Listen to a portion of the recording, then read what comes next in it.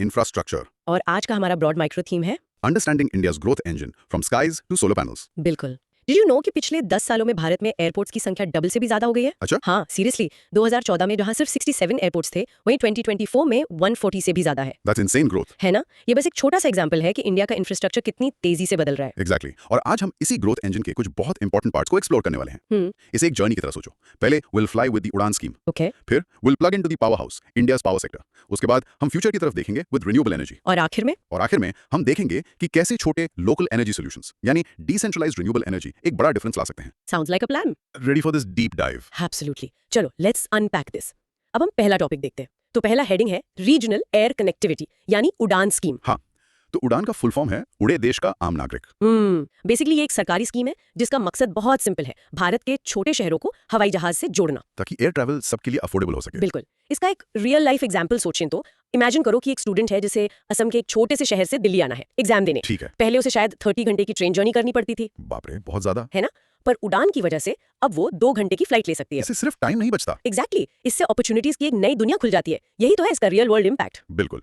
तो इंडिया इतना बड़ा देश है, मेट्रो सिटीज तो वेल कनेक्टेड हैं, पर उन सैकड़ों छोटे शहरों का क्या? वहां तक ग्रोथ कैसे पहुंचेगी? एग्जैक्टली। यहीं पर उड़ान स्कीम आती है। तो इसकी जरूरत क्यों पड़ी? देखो, कई कारण थे। पहला, इंक्लूसिव इकोनॉमिक ग्रोथ के लिए। जब छोटे शहर जुड़ते हैं तो वहाँ इन्वेस्टमेंट आता है, टूरिज्म बढ़ता है, जॉब्स बनते हैं। अच्छा। दूसरा, हमारे पास बहुत सारे गोस्ट एयरपोर्ट्स थे। गोस्ट एयरपोर्ट्स मतलब एयर स्ट्रिप्स जो बने हुए थे पर इस्तेमाल नहीं हो रहे थे। उड़ान उन्हें एक तरह से जिंदा कर रही है। That's interesting. तो ये काम कैसे करती है? ये 2017 की नेशनल सिविल एविएशन पॉलिसी का हिस्सा है। सरकार पुराने एयर स्ट्रिप्स को रिवाइव करती है और एयरलाइंस को इन रूट्स पर उड़ने के लिए उन्हें सब्सिडी दी जाती है, जिसे वायबिलिटी गैप फंडिंग कहते हैं। अच्छा, इसीलिए फेयर सब्सिडाइज्ड होते हैं, मतलब सस्ते होते हैं। हाँ, और ऑपरेटर्स को एक बहुत क्लेवर प्रोसेस से चुना जाता है, रिवर्स कंपेटिटिव बिडिंग। ओके, तो इसके अचीवमेंट्स तो साफ हैं, एयरपोर्ट्स डबल हो गए, पर चैलेंजेस भी होंगे। बिल्कुल हैं। कई ऑपरेटर्स को फाइनेंशियल इश्यूज आ रहे हैं, कभी कभी सर्विस की क्वालिटी भी कम होती है। और सबसे बड़ा सवाल है वायबिलिटी का। 3 साल की सब्सिडी खत्म होने के बाद क्या होगा? क्या ये रूट्स अपने दम पर चल पाएंगे? ये तो सोचना पड़ेगा। So the idea is brilliant for connectivity, but इसको लॉन्ग टर्म में फाइनेंशियली सस्टेनेबल बनाना ही असली चैलेंज है दोस्त। ये जो रिवर्स कंपेटिटिव बिडिंग है, इसे थोड़ा और सिंपल करके बताएंगे? ऑफ कोर्स, बड़ा स्मार्ट तरीका है ये। सरकार सभी एयरलाइन से पूछती है, इस रूट पर फ्लाइट चलाने के लिए आपको हमसे कम से कम कितनी सब्सिडी चाहिए? अच्छा। जो एयरलाइन सबसे कम सब्सिडी मांगती है उसे वो रूट मिल जाता है। That's very cost effective for the government. Exactly. लेकिन मेरा वही सवाल फिर से, 3 साल की सब्सिडी के बाद क्या? अगर रूट प्रॉफिटेबल नहीं हुआ तो क्या एयरलाइन फ्लाइट बंद कर देगी? That is the $1 million question. यही तो अनवायबिलिटी का रिस्क है। अगर राउट खुद पैसे नहीं बना पा रहा तो फ्लाइट्स बंद हो सकती हैं। और ये गोस्ट एयरपोर्ट्स टर्म सुनने में बड़ा ड्रामेटिक लगता है। सच में इतने थे? हाँ थे। करोड़ों का इंफ्रास्ट्रक्चर बस खाली पड़ा था। उड़ान उन्हें एक नई लाइफ दे रहा है। It's about using what we already have. Cool ना? Very cool. लेकिन सर्विस क्वालिटी कम क्यों होती है कभी-कभी? Because the focus is on low cost. Subsidy के साथ भी वायबल रहने के लिए ऑपरेटर्स को कहीं ना कहीं तो कॉस्ट कटिंग करनी पड़ती है। मतलब नॉन एसेंशियल सर्विसेज में कटौती। बिल्कुल। It's a trade off between accessibility and luxury. एक आखिरी सवाल, प्राइवेट प्लेयर्स बिना सब्सिडी के इन छोटे शहरों में क्यों नहीं जाना चाहते? सिंपल इकोनॉमिक्स, रिस्क ज्यादा है और इमीडिएट रिटर्न्स कम। पैसेंजर ट्रैफिक कितना होगा ये पक्का नहीं होता। तो सब्सिडी एक तरह का सेफ्टी नेट है। एग्जैक्टली, जो उन्हें ये चांस लेने के लिए एनकरेज करता है। चलिए, तो अब इसे याद रखने के लिए प्रैक्टिस करते हैं। Udan connects small towns for inclusive growth using subsidies and reverse bidding, but its long-term financial viability is the main challenge. Rehearse this. In short, Udan is helping India fly closer together, but the journey needs a solid financial runway to truly last. So far, we saw how Udan is connecting the country. Exactly. लेकिन उन airports और शहरों को develop होने के लिए एक और चीज चाहिए। Power. Constant, reliable power. Exactly. तो अब बात करते हैं नेक्स्ट टॉपिक की, India's power sector. Heading: The power sector in India. तो शॉर्ट डेफिनेशन में कहें तो ये देश की रीढ़ की हड्डी है। Literally. हर चीज, फैक्ट्रीज, हॉस्पिटल्स, हमारे फोन सब बिजली से चलते हैं। हाँ, तो पावर सेक्टर का मतलब है बिजली को जनरेट, ट्रांसमिट और डिस्ट्रीब्यूट करने का पूरा सिस्टम। इसका एक रियल लाइफ एग्जांपल देखते हैं। एक गांव सोचो जहां पहले दिन में सिर्फ 4 घंटे बिजली आती। बहुत मुश्किल होता होगा। अब बेहतर इंफ्रास्ट्रक्चर की वजह से वहां 24/7 बिजली है। तो बच्चे रात को पढ़ सकते हैं, लोकल बिजनेसेस मशीनें चला सकते हैं और हेल्थ सेंटर में वैक्सीन्स भी सेफ रहती हैं। That is the transformative power of the power sector. Exactly. Power सिर्फ लाइट और पंखे के लिए नहीं है। It's the fundamental driver for rapid, inclusive and sustainable growth. इसके बिना मेक इन इंडिया या डिजिटल इंडिया तो पॉसिबल ही नहीं है। बिल्कुल। ये हमारे मैन्युफैक्चरिंग और सर्विस सेक्टर्स को फ्यूल देता है, एम्प्लॉयमेंट अपॉर्चुनिटीज बनाता है। और रिलायबल पावर से एजुकेशन और हेल्थ केयर भी बेहतर होते हैं। एग्जैक्टली। ये डेवलपमेंट को रूरल एरियाज तक ले जाता है और ई गवर्नेंस को एनेबल करता है। अगर इंडिया के पावर सेक्टर के करंट स्टेटस की बात करें तो ये हाईली डाइवर्सिफाइड है। हमारे पास कन्वेंशनल सोर्सेज जैसे कोल भी हैं और नॉन कन्वेंशनल जैसे सोलर और विंड भी। और हम दुनिया के 3rd लार्जेस्ट प्रोड्यूसर और कंज्यूमर हैं। हाँ, हमारी टोटल इंस्टॉल कैपेसिटी करीब 444 गीगावाट है। इसमें से लगभग 50% अभी भी कोल या लिग्नाइट से आता है। But here's the interesting paradox, हमारा पर कैपिटा कंजम्पशन जो करीब 1255 किलोवाट है, वो ग्लोबल एवरेज से बहुत कम है। मतलब पोटेंशियल बहुत है। बहुत ज्यादा। अब आते हैं चैलेंजेस पर। सबसे बड़ी प्रॉब्लम है लॉस मेकिंग डिस्ट्रीब्यूशन कंपनीज यानी डिस्कॉम्स। अच्छा। वो हाई AT&C लॉसेस से जूझ रही हैं। AT&C मतलब? Aggregate technical and commercial losses. Fuel supply खासकर कोल पर डिपेंडेंसी भी एक इशू है। और एग्रीकल्चर में सब्सिडीज की वजह से बिजली का इनएफिशिएंट यूज भी एक बड़ी प्रॉब्लम है। बिल्कुल, इन्हें ठीक करने के लिए सरकार ने RDSS स्कीम और सौभाग्य स्कीम जैसे इनिशिएटिव्स लिए हैं। और फ्यूचर के लिए एक बहुत बड़ा विजन है, one sun one world one grid. आपने AT&C लॉसेस की बात की, इसे आम भाषा में कैसे समझाएं? जरूर। पावर ग्रिड को एक लीकी बकेट यानी एक छेद वाली बाल्टी की तरह समझो। ठीक है। पावर प्लांट में 100 यूनिट बिजली बनी, पर आपके घर तक पहुंचते पहुंचते और बिल होते होते सिर्फ 80 यूनिट रह गई। तो वो जो 20 यूनिट गायब हो गई, कुछ टेक्निकल इश्यूज में और काफी कुछ चोरी या फॉल्टी मीटर्स की वजह से, वही AT&C लॉस है। Okay, the leaky bucket analogy is perfect. और वो पैराडॉक्स, थर्ड लार्जेस्ट प्रोड्यूसर पर लो पर कैपिटा कंजम्पशन। इसका क्या मतलब है? इसका मतलब है कि हम टोटल बिजली तो बहुत बनाते हैं, पर हमारी पॉपुलेशन इतनी ज्यादा है कि हर इंसान के हिस्से में कम आती है। It shows there massive unmet demand. और ग्रोथ का जबरदस्त पोटेंशियल। और एग्रीकल्चर सब्सिडी से डिस्कॉम्स को नुकसान कैसे होता है? जब किसानों को मुफ्त या बहुत सस्ती बिजली मिलती है तो पानी का इस्तेमाल भी इनएफिशिएंट होता है, जैसे ओवर पंपिंग। और डिस्कॉम्स को उस बिजली का पूरा पैसा नहीं मिलता। एग्जैक्टली, और इस रेवेन्यू गैप की वजह से वो लॉस में चले जाते हैं। ये one sun one world one grid का आइडिया क्या है? सुनने में बहुत एम्बिशियस लगता है भी। विजन है एक globally interconnected solar power grid बनाने का। मतलब? लॉजिक सिंपल है, सूरज पृथ्वी पर कहीं ना कहीं तो चमक ही रहा है, तो जहां दिन है वहां से पावर ट्रांसमिट कर दो जहां रात है। वाओ, तो क्या RDSS जैसी स्कीम इन सभी प्रॉब्लम्स का सॉल्यूशन है? It's a very significant step. इसका मेन फोकस डिस्कॉम्स को फाइनेंशियली हेल्दी बनाना है, उनके AT&C लॉसेस कम करके। अगर लास्ट माइल डिलीवरी एजेंट्स यानी डिस्कॉम्स स्ट्रांग होंगे तो पूरा पावर सेक्टर स्ट्रांग हो जाएगा। चलो practice this. India's power sector is large and diversified, but its biggest challenge is fixing the financial health of discoms by reducing high AT&C losses. Try saying it. In short, India's power output is immense, but the distribution network, the leaky bucket, needs a serious upgrade to plug the holes. Okay, तो grid बड़ा है पर उसमें leaks हैं और वो कोल पर dependent है। जो हमें बिल्कुल परफेक्टली हमारे अगले टॉपिक पर लाता है, फ्यूचर।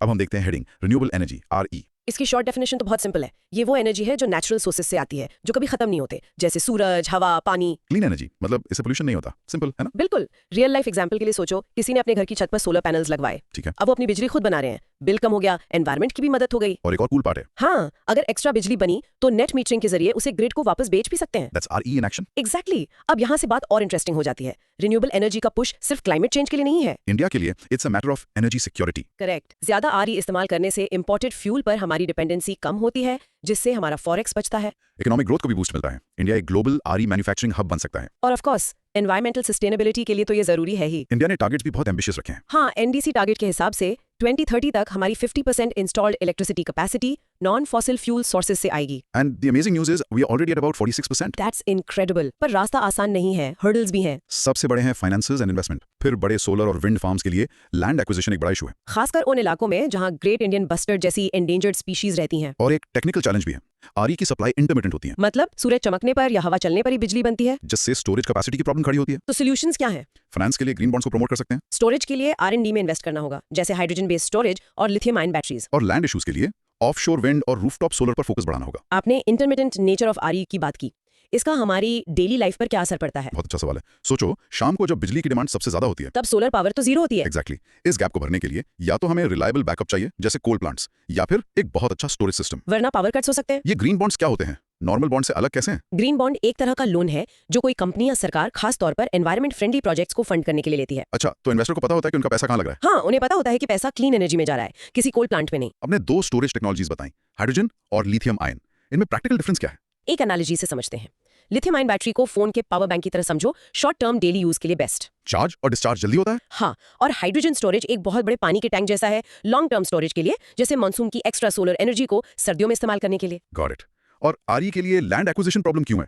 ये तो क्लीन एनर्जी है, पर बड़े सोलर और विंड फार्म्स को बहुत ज्यादा जमीन चाहिए। और ये जमीन अक्सर सेंसिटिव इकोसिस्टम्स में होती है। हाँ, जैसे JIB का हैबिटेट या फिर एग्रीकल्चरल लैंड। तो डेवलपमेंट और एनवायरनमेंट के बीच बैलेंस बनाना पड़ता है। अच्छा, एक आखिरी चीज, सोर्स में WTO नेशनल ट्रीटमेंट प्रिंसिपल का जिक्र है, इसका क्या मतलब है? इसका मतलब है कि आप डोमेस्टिक मैन्युफैक्चरर्स को फॉरेन मैन्युफैक्चरर्स के ऊपर अनफेयर एडवांटेज नहीं दे सकते। मतलब सबको बराबर ट्रीट करना होगा। हाँ, इससे हमारे लोकल सोलर पैनल मेकर्स को प्रोटेक्ट करना मुश्किल हो जाता है। चलिए अब प्रैक्टिस करते हैं। India's RE target is ambitious, but challenges like intermittency, storage and land acquisition require innovative solutions like green bonds and hydrogen storage. Practice it. In short, RE is India's clean energy dream, but we need the right technology and money to store the sunshine for a rainy day. तो अभी तक हमने बड़े बड़े centralise systems की बात की, national aviation network, national power grid, बड़े बड़े solar parks. But what if the solution isn't always bigger is better? Exactly.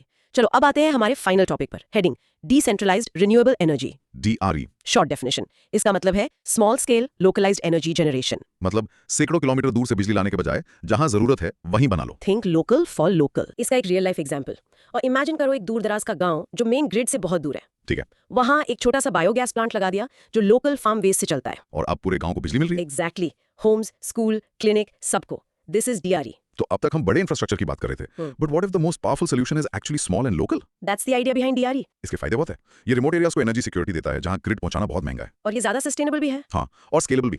आप एक गांव से शुरू करके एक्सपैंड कर सकते हो। और सबसे जरूरी बात, it creates local job opportunities. बिल्कुल। एक सोर्स के हिसाब से इसमें 4 लाख करोड़ रुपए तक का पोटेंशियल है। वाओ, बट चैलेंजेस भी होंगे। हैं? इन छोटे प्लांट्स की रिपेयरिंग एंड मेंटेनेंस एक बड़ा चैलेंज है।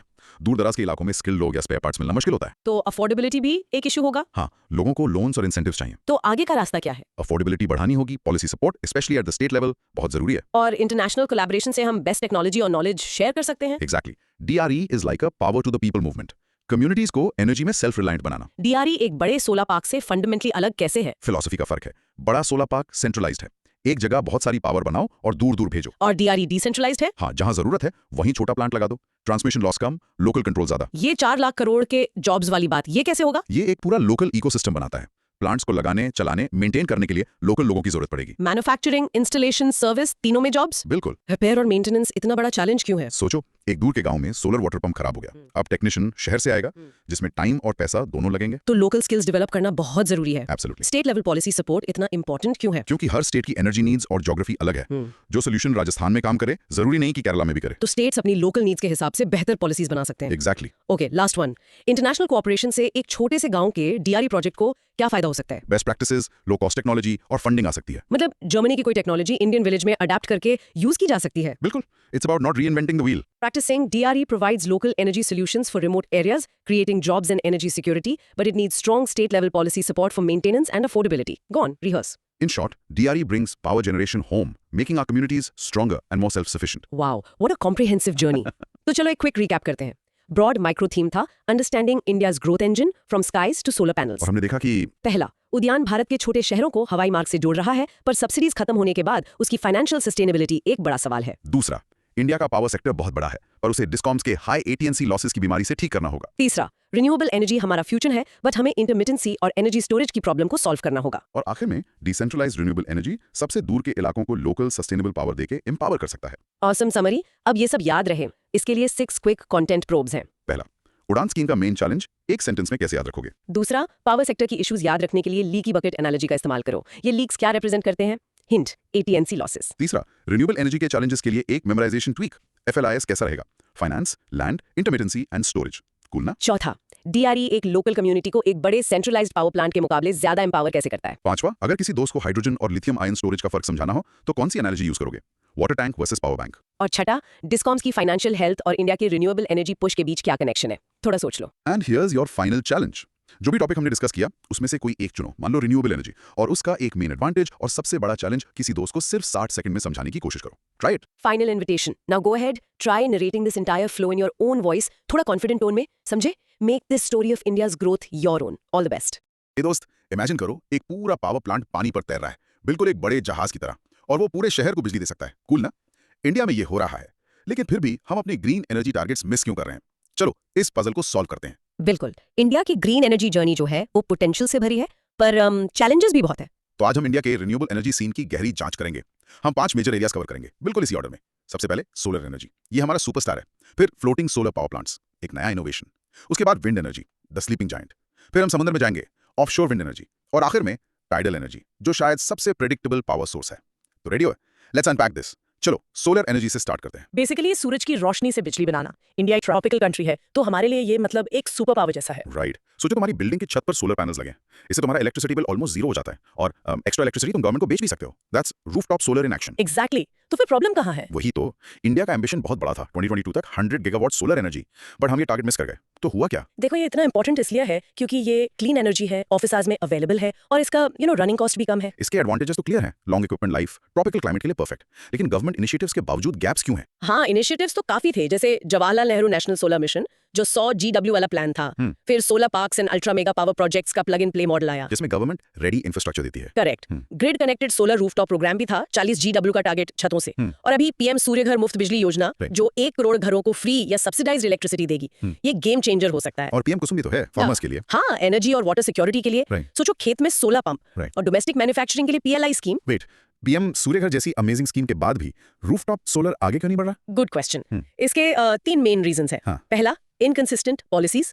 दूसरा, डिस्कॉम्स का लैक ऑफ कोऑपरेशन। और तीसरा, लोगों में अवेयरनेस की कमी। सिर्फ स्कीम लॉन्च करना काफी नहीं है, उसे आसान और एक्सेसिबल बनाना पड़ेगा। और ये डिस्कॉम्स कोऑपरेट क्यों नहीं कर रही हैं? उन्हें तो फायदा होना चाहिए ना। उनकी फाइनेंशियल हेल्थ ऐसी है कि वो रूफटॉप सोलर से पावर खरीदना एक एक्स्ट्रा बर्डन समझते हैं। उनके लिए ना परफॉर्मेंस लिंक्ड इंसेंटिव जरूरी है। ओके, समझ गया। अच्छा, ये ग्रेट इंडियन बस्टर्ड वाला इशू थोड़ा और समझाओ। बेसिकली ये बर्ड्स बहुत बड़ी होती हैं और उनकी आईसाइट कमजोर होती है। सोलर फार्म्स की हाई टेंशन पावर लाइंस उन्हें दिखती नहीं और वो उनसे टकरा जाती हैं।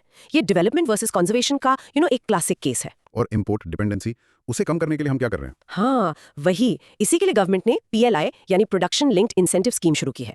आइडिया ये है कि इंडिया में ही हाई एफिशिएंसी सोलर मॉड्यूल्स बनाए जाएं। समझे? राइट। एक आखिरी सवाल इस पर, सोलर एनर्जी सिर्फ दिन में मिलती है तो रात में क्या? एग्जैक्टली, यही तो इंटरमिटेंसी प्रॉब्लम है। इसका सोल्यूशन है बेटर एनर्जी स्टोरेज सिस्टम्स जैसे बैटरीज, लेकिन वो अभी महंगे हैं। नाउ पॉज करके सोलर एनर्जी के 3 मेन चैलेंजेस को जोर से बोलो। In short, solar is India's sunshine, पर उस पर इंप्लीमेंटेशन और डिपेंडेंसी के बादल छाए हुए हैं। अब बात करते हैं फ्लोटिंग सोलर पावर प्लांट्स की। हाँ, अगर जमीन मिलना मुश्किल हो तो क्या करें? हमारे इंजीनियर्स ने कहा, चलो पानी पर चलते हैं। ये लैंड एक्विजिशन की प्रॉब्लम का एक ब्रिलियंट सोल्यूशन है ना? बिल्कुल। इंडिया का सबसे बड़ा प्लांट है तेलंगाना में 100 MW NTPC रामागुंडम। इसके एडवांटेजेस तो क्लियर है। लैंड एक्विजिशन की problem solve, shadow free area मिलता है, डस्ट कम होती है। लेकिन वेट, पानी से एफिशिएंसी कैसे बढ़ती है? सिंपल फिजिक्स दोस्त, इलेक्ट्रॉनिक चीजें ठंडी होने पर बेहतर काम करती हैं। पानी का कूलिंग इफेक्ट पैनल्स को ओवरहीट होने से रोकता है, प्लस ये पानी को इवेपोरेट होने से भी बचाता है। सो कूल ना? वाओ। तो इसमें लिमिटेशंस क्या है? इंस्टॉलेशन कॉस्ट ज्यादा क्यों है? क्योंकि तुम्हें स्पेशल फ्लोटिंग प्लेटफॉर्म्स, एंकर्स और वाटरप्रूफ केबलिंग चाहिए। ये सब लैंड बेस्ड सिस्टम से ज्यादा महंगा है। और एक्वाटिक लाइफ को क्या प्रॉब्लम है इससे? देखो, पैनल्स ऊपर एक छत जैसा बना देते हैं जिससे सनलाइट नीचे नहीं जा पाती। इससे पानी के अंदर के प्लांट्स और इकोसिस्टम डिस्टर्ब हो सकता है। अच्छा, और मेंटेनेंस कैसे कॉम्प्लेक्स है? सोचो, एक पैनल साफ करना है जमीन पर वर्सेस एक बोट में बैठकर हिलते हुए प्लेटफॉर्म पर। काम मुश्किल हो जाता है, समझे? तो ये फ्यूचर है या बस एक टेम्पररी आइडिया? अभी के लिए ये एक प्रॉमिसिंग नीच सोल्यूशन है। जैसे जैसे टेक्नोलॉजी सस्ती होगी, ये और कॉमन हो सकता है। He has this line. Floating solar solves the land issue but is costlier. In short, floating solar जमीन बचाता है पर जेब पर थोड़ा भारी पड़ता है। So far we saw solar.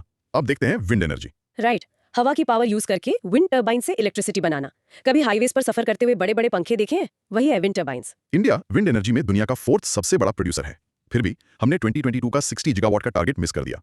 Capacity अभी 45.89 गीगावाट है। हाँ, एक टाइम था जब इंडिया में रिन्यूएबल का मतलब सिर्फ विंड एनर्जी था। फिर सोलर ने सारा फोकस ले लिया। तो अगर पोटेंशियल इतना ज्यादा है तो हम उसे क्यों नहीं कर पा रहे हैं? मेनली पॉलिसी अनसर्टेनिटी और इंफ्रास्ट्रक्चर गैप्स। इन्वेस्टर को कंसिस्टेंट पॉलिसी चाहिए, आज हाँ कल ना वाली नहीं।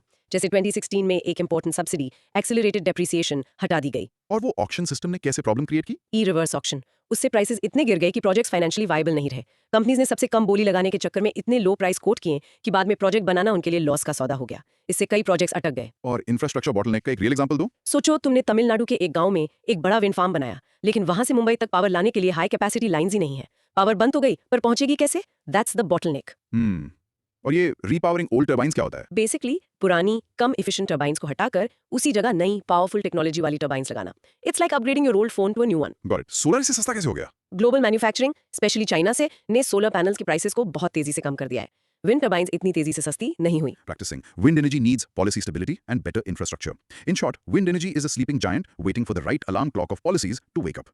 अब चलो समुद्र में, offshore wind energy. हाँ, जब जमीन पर जगह खत्म हो जाए तो हमारे पास 7,500 किलोमीटर की कोस्ट लाइन है। टारगेट है 30 GB by 2030। ये दो तरह के हो सकते हैं, राइट? फिक्स्ड फाउंडेशन या फ्लोटिंग? बिल्कुल। यूरोप में ये बहुत कॉमन है, जहाँ समुद्र में दूर दूर तक विंड टर्बाइंस दिखती हैं। पर समुद्र में हवा बेटर क्यों होती है? क्योंकि वहाँ हवा को रोकने के लिए बिल्डिंग्स, पहाड़ या पेड़ नहीं होते। एक स्मूथ फ्लैट सर्फेस है, इसलिए हवा फुल स्पीड से चलती है और ज्यादा कंसिस्टेंट होती है। राइट। तो सबसे बड़ा इंजीनियरिंग चैलेंज क्या है इसमें? समुद्र के सी बेड पर एक ऐसी फाउंडेशन बनाना जो तेज लहरों और तूफानों को झेल सके और पूरे स्ट्रक्चर को नमकीन पानी से यानी करोजन से बचाना। और ये लैंड बेस्ड विंड से इतना महंगा क्यों है? Special ships for installation, stronger turbines, लंबी अंडर वाटर केबल्स, हर चीज स्पेशल और महंगी होती है। वेट, क्या इंडिया में अभी कोई ऑफशोर विंड फार्म है? सोर्स के मुताबिक अभी नहीं, हम प्लानिंग स्टेज में है। टारगेट 2030 का है, बट अभी काम शुरू होना है। अच्छा, फिक्स्ड और फ्लोटिंग टर्बाइंस में क्या डिफरेंस है? फिक्स्ड फाउंडेशन सीधे सीबेड से जुड़ी होती है, कम गहरे पानी के लिए। फ्लोटिंग टर्बाइंस गहरे पानी में यूज होती हैं, जिन्हें केबल से सीबेड से बांधा जाता है। Okay. Offshore wind is more efficient but more expensive. In short, Offshore wind is a powerful but pricey future option for India's coastline. और अब आखिरी टॉपिक, टाइडल एनर्जी। हाँ, समंदर में आने वाले टाइड्स यानी ज्वार भाटा की पावर से इलेक्ट्रिसिटी बनाना। मतलब हम चांद और सूरज की ग्रेविटी यूज कर रहे हैं। एग्जैक्टली ये नेचर की सबसे प्रिडिक्टेबल एनर्जी है। सोचो, समंदर के किनारे एकदम जैसा स्ट्रक्चर या बराज बनाए, जब टाइड का पानी अंदर आता है और बाहर जाता है तो वो टर्बाइंस को घुमाता है। ये प्रिडिक्टेबल कैसे है? टाइड्स मून और सन की ग्रेविटी से कंट्रोल होते हैं, उनका पैटर्न फिक्स है, हम सालों का टाइड कैलेंडर बना सकते हैं। विंड का फोकस्ट इतना एक्यूरेट नहीं होता। वाह। और हाई एनर्जी डेंसिटी का आसान मतलब क्या है? सोचो, हवा का एक झोंका तुम्हें धक्का दे और पानी की एक लहर, कौन ज्यादा पावरफुल होगा? ऑब्वियसली पानी। यही एनर्जी डेंसिटी है। ठीक है, पर इंडिया में इसका स्टेटस क्या है? पोटेंशियल तो है 12.5 गीगावाट का। हाँ, पोटेंशियल है, जैसे गुजरात में गल्फ ऑफ कच्छ और वेस्ट बंगाल में सुंदरबंस, लेकिन अभी तक एक भी फंक्शनल प्लांट नहीं है। 2 प्रोजेक्ट्स आगे बढ़े पर हाई कॉस्ट की वजह से रुक गए। फिश को इससे क्या खतरा है? जब पानी तेजी से टर्बाइंस के थ्रू गुजरता है तो फिश उसमें फंस सकती है। बैरेज उनके नेचुरल मूवमेंट को भी रोकता है। तो अगर इतनी प्रॉब्लम्स हैं तो इस पर काम ही क्यों करें? क्योंकि ये 24/7 प्रेडिक्टेबल क्लीन एनर्जी दे सकता है। अगर हम टेक्नोलॉजी को सस्ता और इको फ्रेंडली बना पाए तो ये गेम चेंजर हो सकता है। Practicing tidal energy is predictable but very expensive. In short, हाँ। tidal energy is a powerful, predictable wave that is currently too expensive for India to ride. तो आज हमने देखा India's green energy journey, the potential, the problems and the path forward. Let's do a quick recap. हाँ, solar energy India का superstar है, government का full support है, but implementation, land और इंपोर्ट डिपेंडेंसी बड़े हर्डल्स हैं, याद रखना। Floating solar land scarcity का smart solution है, लेकिन अभी थोड़ा महंगा है। विंड एनर्जी एक स्लीपिंग जायंट जिसे पॉलिसी स्टेबिलिटी और बेटर इंफ्रास्ट्रक्चर की जरूरत है। ऑफशोर इसका फ्यूचर है। और tidal energy सबसे predictable source है, पर अभी के लिए टेक्नोलॉजी और कॉस्ट दोनों इंडिया की पहुंच से बाहर है। ओके, तो अब कुछ कंटेंट प्रोब्स पर memorisation. Quickly recall, solar energy के लिए गवर्नमेंट की 2 सबसे इंपॉर्टेंट स्कीम्स के नाम क्या थे? फ्लोटिंग सोलर का नंबर 1 एडवांटेज क्या है over land based solar? Wind energy की ग्रोथ इंडिया में स्लो क्यों हुई? एक पॉलिसी रिलेटेड रीजन बताओ। ऑफशोर विंड ऑनशोर से ज्यादा पावर क्यों जनरेट करता है? एक वर्ड में बताओ। टाइडल एनर्जी का सबसे यूनिक फीचर क्या है जो सोलर और विंड में नहीं है? और इन सभी एनर्जी सोर्सेज में एक कॉमन चैलेंज क्या है जो डिस्कॉम से जुड़ा है? तुम्हारा एक सिंपल चैलेंज। आज अपने किसी फ्रेंड या फैमिली मेंबर को 1 मिनट में समझाओ कि इंडिया को सोलर एनर्जी पर फोकस क्यों करना चाहिए और उसके 2 मेन हर्डल्स क्या हैं। Try it. Now go ahead, try narrating this in your own voice, थोड़ा कॉन्फिडेंट टोन में, समझे? Make it your own story. You are now well informed. All the best. एक ऐसी बस इमेजिन कीजिए जो कचरे से चलती है। नहीं, सीरियसली। हाँ। या फिर एक ऐसी कार जो शुगर केन जूस से पावर लेती है। कभी सोचा ये कैसे पॉसिबल है? आज हम इंडिया के फ्यूचर ऑफ एनर्जी की बात करेंगे दोस्त। ये कोई साइंस फिक्शन नहीं है, ये अभी हो रहा है। बिल्कुल, और हमारे पास इस डिस्कशन के लिए एक फैंटास्टिक रोड मैप है। अच्छा, हम ऐसी टेक्नोलॉजी से स्टार्ट करेंगे जो ऑलरेडी हमारी डेली लाइफ का पार्ट है, राइट। और फिर धीरे धीरे फ्यूचर की तरफ बढ़ेंगे। ओके, तो सबसे पहले हम देखेंगे एथेनॉल ब्लेंडिंग, पेट्रोल को थोड़ा ग्रीन बनाने का तरीका। Right. Next, national biofuel policy यानी गवर्नमेंट का मास्टर प्लान। फिर हम एक्सप्लोर करेंगे बायोगैस और बायो सीएनजी, वेस्ट से वेल्थ बनाना। इंटरेस्टिंग। उसके बाद आएगा hydrogen energy, the ultimate clean fuel, और आखिर में सबका favourite topic, electric vehicles, EVs Yeah. और उनकी बैटरीज। चलिए शुरू करते हैं। तो टॉपिक 1, इथेनॉल ब्लेंडिंग। बेसिकली इसका मतलब है इथेनॉल को जो प्लांट से मिलता है पेट्रोल के साथ मिक्स करना। थोड़ा साइंस, थोड़ा नेचर। सही है। ऐसे सोच लीजिए जैसे आप रेगुलर फ्यूल में एक सुपर बूस्टर डाल रहे हैं जो हवा भी साफ करता है। हाँ। गाड़ी चलती पेट्रोल पर ही है, लेकिन एक ग्रीन ट्विस्ट के साथ। एग्जैक्टली। और सबसे बड़ा सवाल, हम ये कर क्यों रहे हैं? तो इसके 2 मेन रीजंस हैं। एक तो एयर पोल्यूशन कम करना, और दूसरा पेट्रोल के लिए दूसरे देशों पर अपनी डिपेंडेंसी घटाना। राइट। वैसे ये आइडिया नया नहीं है, इंडिया ने इसे 2003 में ही शुरू कर दिया था, एक छोटे 5% ब्लेंडिंग टारगेट के साथ। लेकिन अब गेम पूरा चेंज हो गया है। अच्छा, इसके फायदे बहुत क्लियर हैं। एक, पोल्यूशन कम होता है, खासकर कार्बन मोनोक्साइड, मतलब सांस लेना आसान। सही है। 2, ये आमतौर पर पेट्रोल से सस्ता होता है, तो थोड़ी सेविंग्स। 3, इसका ऑक्टेन नंबर ज्यादा होता है। Octane number. हाँ, इसका मतलब इंजन में नॉकिंग नहीं होती, फ्यूल ज्यादा स्मूथली बर्न होता है, एफिशिएंसी बेहतर होती है। ओके। और सबसे इंपॉर्टेंट, इससे शुगर केन फार्मर्स को बहुत सपोर्ट मिलता है, उनके लिए एक एक्स्ट्रा इनकम सोर्स बनता है। अच्छा। और इंडिया का करंट गोल वो काफी एम्बिशियस है, 20% ब्लेंडिंग बाय 2025। याद रखिएगा, ये टारगेट पहले 2030 के लिए था। ओह, 5 साल पहले कर दिया। जी, 5 साल पहले। ये इसकी स्ट्रेटेजिक अर्जेंसी दिखाता है। तो ये एक विन विन विन सिचुएशन है, एनवायरनमेंट के लिए, इकोनॉमी के लिए और हमारे किसानों के लिए। ओके, एक सवाल है, ये जो आपने ऑक्टेन नंबर की बात की, तो क्या ये एक रेगुलर कार के इंजन के लिए हमेशा बेहतर ही होता है? बहुत अच्छा सवाल। बिल्कुल, देखिए, एथेनॉल एक ऑक्सीजनेट है, मतलब इसमें ऑक्सीजन होता है। जब आप इसे पेट्रोल में मिलाते हैं तो फ्यूल का कंबस्टन ज्यादा आसानी से और पूरी तरह होता है। इस क्लीन बर्न से वो नॉकिंग नहीं होती। ओके। तो आम गाड़ी के लिए इसका मतलब है एक स्मूदर इंजन और शायद लंबी लाइफ भी। और ये जो 20% टारगेट है 2025 तक, इसमें सबसे बड़ी रुकावट क्या है? क्या हमारे पास उतना शुगर केन नहीं है, या फिर लॉजिस्टिक्स का इशू है? ये ज्यादातर लॉजिस्टिक्स और इंफ्रास्ट्रक्चर का चैलेंज है। अच्छा। हमारे पास एग्रीकल्चरल कैपेसिटी है, लेकिन उतनी सारी डिस्टिलरीज बनाना, एक सीमलेस ट्रांसपोर्ट नेटवर्क क्रिएट करना और फ्यूल डिपोज पर स्टोरेज फैसिलिटीज को मॉडिफाई करना, ये असली काम है। राइट। उस पूरी सप्लाई चेन को एक मैसिव अपग्रेड चाहिए। और इससे गाड़ी की माइलेज पर कोई असर पड़ता है? ये बहुत कॉमन सवाल है। थोड़ा सा, हाँ। एथेनॉल में प्योर पेट्रोल के मुकाबले थोड़ी कम एनर्जी होती है, तो शायद 4-5% का ड्रॉप दिखे, लेकिन हायर ऑक्टेन से जो एफिशिएंसी बढ़ती है वो इसको बैलेंस कर देती है। तो ज्यादातर लोगों को मतलब पता भी नहीं चलता। और ये सारा एथेनॉल सिर्फ शुगर केन से ही आ रहा है? अभी तो ज्यादातर हाँ, लेकिन सरकार इसके सोर्सेज को अब एक्सपैंड कर रही है और ये हमारे अगले सेक्शन के लिए एक परफेक्ट सेटअप है। ओके, यहाँ टेक अवे ये है कि इथेनॉल ब्लेंडिंग सिर्फ एक एक्सपेरिमेंट नहीं बल्कि एक पावरफुल इकोनॉमिक और एनवायरमेंटल टूल है। ठीक है, तो चलिए इसे प्रैक्टिस करते हैं। Ethanol blending aims for a 20% mix by 2025 to reduce pollution, cut import dependency and support farmers' income. Perfect. In short, ethanol blending एक green fuel future की तरफ हमारा पहला पावरफुल कदम है। अब बात करते हैं नेक्स्ट टॉपिक की, the national biofuel policy. Rules को प्रमोट करने का। अच्छा, एक गेम के रूल्स की तरह सोचिए, गवर्नमेंट रूल सेट करती है ताकि प्राइवेट कंपनीज और किसान सब मिलकर ज्यादा ग्रीन फ्यूल बना सकें। राइट। तो ये वो बड़ी स्ट्रैटेजी है। ये पॉलिसी 2018 में आई थी और 2021 में इसे अपडेट किया गया। मकसद था ऑयल इंपोर्ट बिल कम करना और फार्मर इनकम बढ़ाना। बिल्कुल। इसका कोर लॉजिक देखते हैं। सरकार यहाँ दो स्ट्रैटेजीज अपना रही है। पहला, सप्लाई बढ़ाने के लिए उन्होंने रॉ मटेरियल्स की लिस्ट को एक्सपैंड कर दिया है। सही। तो अब सिर्फ शुगर केन जूस नहीं बल्कि खराब हो चुके फूड ग्रेन्स और यहाँ तक कि एफसीआई के पास जो सरप्लस चावल है वो भी फर्स्ट जेन एथेनॉल के लिए यूज हो सकता है। मतलब नो वेस्टेज। एग्जैक्टली। दूसरा, एडवांस्ड बायोफ्यूल्स के प्रोडक्शन को बढ़ावा देने के लिए उन्होंने फाइनेंशियल सपोर्ट सिस्टम बनाए हैं, जैसे पीएम जीवन योजना के तहत एक वायबिलिटी गैप फंड। और ये सिर्फ एथेनॉल के बारे में नहीं है, पॉलिसी में बायोडीजल का भी प्लान है। 2030 तक 5% ब्लेंड का टारगेट, और इसके लिए यूज होगा जैसे यूज्ड कुकिंग ऑयल। समोसों से निकला हुआ तेल। सही में ये पॉलिसी स्वच्छ भारत जैसे मिशंस को भी सपोर्ट करती है और नई जॉब्स भी क्रिएट करती है। आपने सरप्लस फूड ग्रेन्स को फ्यूल के लिए यूज करने की बात की, ये थोड़ा कंट्रोवर्शियल नहीं है? बिल्कुल, और ये सबसे अहम सवाल है। पॉलिसी इस मामले में बहुत क्लियर है। अच्छा। ये सिर्फ सरप्लस अनाज के इस्तेमाल की अनुमति देती है जिसे मिनिस्ट्री ऑफ एग्रीकल्चर डिक्लेयर करता है, या फिर डैमेज्ड अनाज जो इंसानों के खाने लायक नहीं है। ओके। पहली प्रायोरिटी हमेशा फूड सिक्योरिटी ही है। आइडिया यह है कि जो अनाज वेयरहाउस में सड़ सकता है उसको यूज किया जाए। और ये वायबिलिटी गैप फंड, इसमें ये रिस्क नहीं है कि कंपनी सरकारी मदद पर निर्भर हो जाएं बजाय खुद प्रॉफिटेबल बनने के? ये एक वैलिड कंसर्न है, लेकिन वीजीएफ को एक स्टार्टअप पुश की तरह डिजाइन किया गया है, परमानेंट सब्सिडी की तरह नहीं। अच्छा। ये कंपनीज को शुरुआती ऊंची लागत से उभारने में मदद करता है। लंबे दौर में उम्मीद यही है कि जैसे जैसे टेक्नोलॉजी मैच्योर होगी ये प्लांट्स अपने आप वायबल हो जाएंगे। एक बार फिर से फर्स्ट जेन और सेकंड जेन बायोफ्यूल्स में फर्क बता सकते हैं? जरूर। फर्स्ट जेन बायोफ्यूल्स फूड सोर्सेज से बनते हैं, जैसे चीनी और स्टार्च वाली चीजें, गन्ना, मक्का। राइट। सेकंड जेन बायोफ्यूल्स ज्यादा एडवांस्ड माने जाते हैं क्योंकि ये नॉन फूड सोर्सेज से बनते हैं, जैसे खेती का कचरा, लकड़ी वगैरह। इसलिए ये फूड प्रोडक्शन से कम्पीट नहीं करते। तो पॉलिसी एक तरह से रॉ मटेरियल की समस्या को सुलझा रही है। एग्जैक्टली। अलग अलग रॉ मटेरियल्स यूज करके ये बायोफ्यूल के लिए एक ज्यादा स्टेबल और रेजिलिएंट सप्लाई चेन बनाती है। ठीक है, इसे रिहर्स करते हैं। The national biofuel policy categorises biofuels, expands raw materials to include surplus grains and provides financial support to boost production. सही। इन शॉर्ट, ये पॉलिसी इंडिया के पूरे बायोफ्यूल इकोसिस्टम की स्ट्रेटेजिक बैकबोन है। ओके, तो अगला टॉपिक है बायोगैस और बायोसीएनजी। बायोगैस एक मीथेन बेस्ड गैस है जो ऑर्गेनिक वेस्ट जैसे गोबर या किचन के कचरे के टूटने से बनती है, और बायोसीएनजी वो इसका एक प्यूरिफाइड और कंप्रेस्ड वर्जन है। एक बेसिक एक प्रो। बिल्कुल। अपने घर का ग्रीन डस्टबिन सोचिए, उस सारे कचरे को एक स्पेशल टैंक में डालकर गैस बनाई जाए जिससे आप चाय बना सकें, वही है बायोगैस। बिल्कुल। और बायोगैस इंडिया की सबसे पुरानी ग्रीन एनर्जी फॉर्म्स में से एक है, खासकर गांव में। ये असली वेस्ट टू एनर्जी है। सही। ये एनारोबिक डाइजेशन नाम के प्रोसेस से बनती है, मतलब बैक्टीरिया ऑर्गेनिक वेस्ट को बिना ऑक्सीजन के तोड़ते हैं। इसके फायदे बहुत हैं। ये रिन्यूएबल है, ग्रीन हाउस गैस एमिशंस कम करती है और इससे एक बेहतरीन ऑर्गेनिक खाद भी मिलती है। राइट। सरकारी स्कीम्स जैसे गोवर्धन योजना इसे काफी प्रमोट कर रही हैं, पर सब आसान नहीं है। टेक्नोलॉजी से बड़ा चैलेंज है लोगों का बिहेवियर। अच्छा। मैं पुणे के बाहर एक प्लांट में गया था।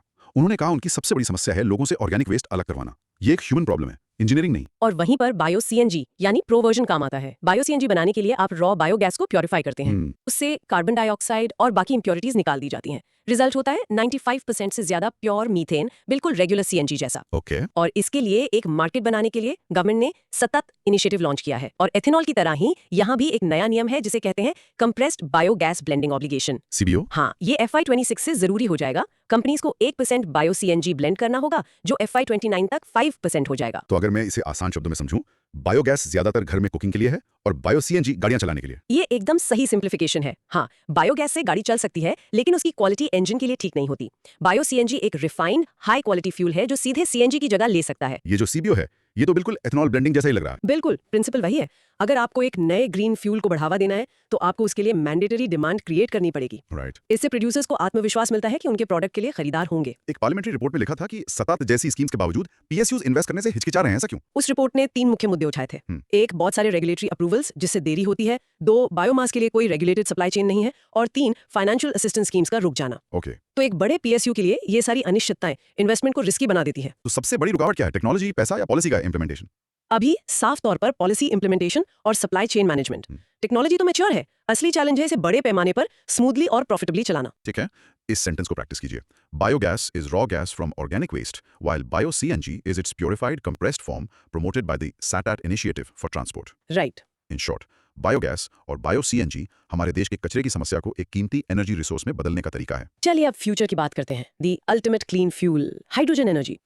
हाइड्रोजन यूनिवर्स का सबसे आम एलिमेंट है, पर जादुई बात यह है कि जब आप इसे फ्यूल सेल में यूज करते हैं तो बाय प्रोडक्ट सिर्फ पानी होता है, जीरो पोल्यूशन। बिल्कुल। ऐसी कार सोचिए जिसके एग्जॉस्ट पाइप से धुआं नहीं, सिर्फ साफ पानी निकले।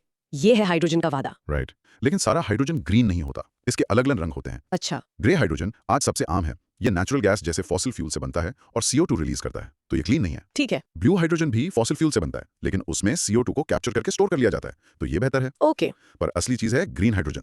ये पानी को यानी H2O को रिन्यूएबल एनर्जी जैसे सोलर या विंड से मिली इलेक्ट्रिसिटी का यूज करके तोड़ा जाता है। इलेक्ट्रोलिसिस। एग्जैक्टली, इलेक्ट्रोलिसिस से। ये 100% क्लीन है और इसी पर इंडिया अपने नेशनल ग्रीन हाइड्रोजन मिशन के साथ बड़ा दाव लगा रहा है। सुना है इसके टारगेट्स बहुत बड़े हैं। बहुत। 2030 तक 5 million metric ton production capacity का टारगेट है। इसके लिए सरकार साइट प्रोग्राम जैसे इंसेंटिव्स दे रही है और स्पेशल ग्रीन हाइड्रोजन हब्स बना रही है। लेकिन ग्रीन हाइड्रोजन बनाने की लागत तो भी बहुत ज्यादा है, इसे कॉम्पिटिटिव कैसे बनाया जाएगा? यही सबसे बड़ा चैलेंज है।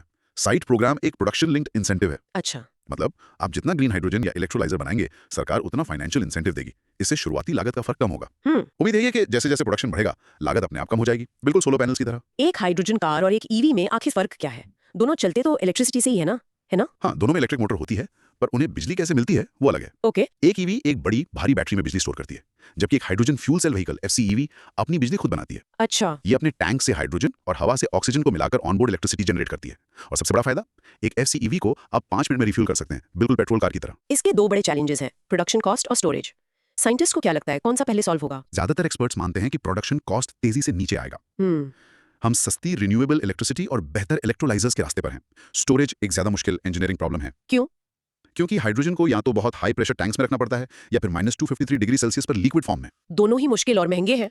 तो क्या फ्यूचर में हाइड्रोजन कार्स बैटरी EVs को रिप्लेस कर देंगी? शायद नहीं, ज्यादा संभावना है कि ये दोनों साथ साथ चलेंगे। अच्छा। कार्स और टू व्हीलर्स के लिए बैटरीज अच्छी हैं, लेकिन ट्रक्स और बसेस जैसे हेवी ट्रांसपोर्ट के लिए जहां तेज रिफ्यूलिंग और लंबी रेंज चाहिए, वहां हाइड्रोजन फ्यूल सेल्स बेहतर हो सकते हैं। ठीक है, तो चलिए इसे रिहर्स करते हैं।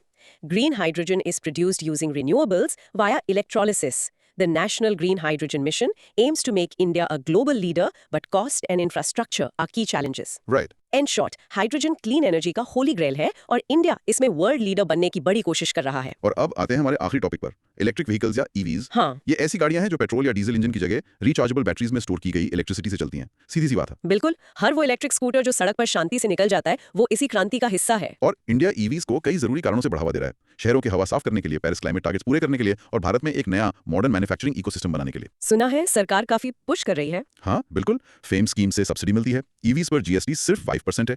बैटरीज और कंपोनेंट्स के लिए PLI स्कीम्स हैं और न्यू EV पॉलिसी 2024 टेस्ला जैसे बड़े प्लेयर्स को अट्रैक्ट करने के लिए बनाई गई है। लेकिन चैलेंजेस तो अभी भी बहुत है। बहुत। सब लोग बैटरी को सबसे बड़ी समस्या कहते हैं, पर एक आम आदमी के लिए क्या पब्लिक चार्जिंग इंफ्रास्ट्रक्चर की कमी असली डील ब्रेकर नहीं है? आपने एक बहुत ही अहम बात कही है। ये classic chicken and egg problem है। लोग चार्जेस के बिना EV नहीं खरीदेंगे और कंपनीज EVs के बिना चार्जेस नहीं लगाएंगी। बैटरी की लागत और इंपोर्ट डिपेंडेंसी बड़े स्ट्रेटेजिक इश्यूज हैं, लेकिन आम कस्टमर के लिए रेंज एंजाइटी सबसे बड़ा डर है। ये जो न्यू EV पॉलिसी है, इससे हमारे घरेलू मैन्युफैक्चरर्स को नुकसान नहीं होगा? ये एक नाजुक संतुलन है। पॉलिसी उन प्लेयर्स को अट्रैक्ट करने के लिए है जिनके पास एडवांस टेक्नोलॉजी और पैसा है। राइट। आइडिया ये है कि उनके आने से यहाँ एक पूरा सप्लाई चेन इकोसिस्टम बनेगा, हाई स्किल जॉब्स आएंगी और घरेलू कंपनीज को भी बेहतर करने का प्रेशर मिलेगा। ठीक है। चलिए ऑल्टरनेटिव्स की बात करते हैं। मैंने सोडियम आयन बैटरीज के बारे में पढ़ा है। ये इतने अच्छे हैं तो हम इन्हें हर जगह क्यों नहीं यूज कर रहे? सोडियम आयन एक बहुत ही एक्साइटिंग टेक्नोलॉजी है, खासकर भारत के लिए, क्योंकि हमारे पास नमक यानी सोडियम बहुत है। अच्छा। ये सस्ती है, ज्यादा सुरक्षित है और कोबाल्ट जैसे विवादास्पद मटेरियल्स यूज नहीं करती। लेकिन इनकी सबसे बड़ी कमी है कम एनर्जी डेंसिटी। मतलब सेम वेट की बैटरी में ये लिथियम आयन के मुकाबले कम चार्ज स्टोर करती हैं। ओके। इसलिए ये high performance long range cars के लिए अभी उतनी अच्छी नहीं है, लेकिन ई-स्कूटर्स, ई-रिक्शाज या एनर्जी स्टोरेज के लिए ये जल्द ही एक गेम चेंजर हो सकती है। और उस तक का क्या कि EVs पोल्यूशन को कार से पावर प्लांट तक शिफ्ट कर देती हैं अगर बिजली कोयले से आ रही है? ये सबसे बड़ा सवाल है। एक EV उतनी ही क्लीन है जितनी उसको चार्ज करने वाली बिजली। सही बात है। इसलिए EVs के पुश के साथ साथ हमें अपने इलेक्ट्रिसिटी ग्रिड को भी डिकार्बनाइज करना होगा। मतलब ज्यादा सोलर, विंड और रिन्यूएबल पावर प्लांट्स बनाने होंगे। राइट। जब ट्रांसपोर्ट और इलेक्ट्रिसिटी दोनों ग्रीन होंगे, तभी हम असली जीत का दावा कर सकते हैं। प्रैक्टिस कीजिए। EVs are promoted through subsidies like FAME, but face challenges like battery cost and charging infrastructure. Sodium-ion batteries offer a promising, cheaper alternative. Perfect. In short, EVs हमारे ग्रीन ट्रांसपोर्ट फ्यूचर का चेहरा है, लेकिन उस future को सस्ता और sustainable बनाना ही असली रेस है। वाओ, क्या सफर था। हमारे फ्यूल टैंक से लेकर कचरे के डिब्बे तक। चलिए एक छोटा सा रिकैप करते हैं। हमारा आज का ब्रॉड थीम था India's strategic initiatives in the new energy sector. जब आप दूर से देखते हैं तो ये सारे अलग अलग रास्ते, इथेनॉल, बायोगैस, हाइड्रोजन, EVs, असल में एक ही बड़े मिशन का हिस्सा है, एनर्जी इंडिपेंडेंस और एक सस्टेनेबल फ्यूचर। बिल्कुल। हमने शुरू किया एथेनॉल ब्लेंडिंग से, जो हमारे पेट्रोल को साफ करने का एक फौरी तरीका है, 2025 तक 20% टारगेट के साथ। जी। फिर हमने देखी नेशनल बायोफ्यूल पॉलिसी, वो मास्टर प्लान जो गन्ने से लेकर यूज्ड कुकिंग ऑयल तक हर चीज को फ्यूल में बदलता है। सही है। उसके बाद आया बायोगैस एंड बायो सीएनजी, कचरे को 7-8 इनिशिएटिव के जरिए ट्रांसपोर्ट फ्यूल में बदलने का एक सर्कुलर इकोनॉमी मॉडल। राइट। फिर हमने देखा अल्टीमेट प्राइज, ग्रीन हाइड्रोजन और इंडिया का ग्लोबल प्रोडक्शन हब बनने का मिशन। और आखिर में हमने ईवीज की बात की, उनके चैलेंजेस और सोडियम आयन जैसी नई बैटरी टेक के बारे में। अब देखते हैं कितना याद रहा। एक छोटा सा मेंटल वर्कआउट। ओके। एक, एथेनॉल ब्लेंडिंग के 3 मुख्य फायदे क्या हैं? सोचिए। एनवायरमेंट, इकोनॉमी और farmers. Right. 2, national biofuel policy ने रॉ मटेरियल्स को कैसे एक्सपैंड किया? हिंट, गन्ने से आगे बढ़कर इसने सरप्लस और डैमेज ग्रेन्स को शामिल किया। सही है। 3, बायोगैस और बायो सीएनजी में एक शब्द का फर्क क्या है? प्यूरिफिकेशन। अच्छा। 4, हाइड्रोजन के 3 रंग कैसे याद रखेंगे? ग्रे, डर्टी, ब्लू, बेहतर और ग्रीन, सबसे अच्छा। सिंपल। 5, ईवीज का सबसे बड़ा कंपोनेंट चैलेंज क्या है? The B word, battery. हाँ। और 6, सोडियम आयन बैटरी 3 तरीकों से भारत के लिए बेहतर क्यों है? सोचिए। कॉस्ट, सेफ्टी और लोकल अवेलेबिलिटी। और यहाँ आपके लिए एक छोटा सा चैलेंज है, अपने किसी दोस्त या फैमिली मेंबर को ग्रे, ब्लू और ग्रीन हाइड्रोजन के बीच का फर्क सिर्फ 60 सेकंड में समझाने की कोशिश कीजिए। That was our analysis for today. ये सारे टॉपिक्स कॉम्प्लेक्स लग सकते हैं, लेकिन ये सब एक पजल के जुड़े हुए टुकड़े हैं जो हमारे देश की एनर्जी सिक्योरिटी और क्लाइमेट गोल्स का भविष्य तय कर रहे हैं। Now go ahead, try narrating this in your own voice, थोड़ा कॉन्फिडेंट टोन में, समझे? Keep that curiosity alive.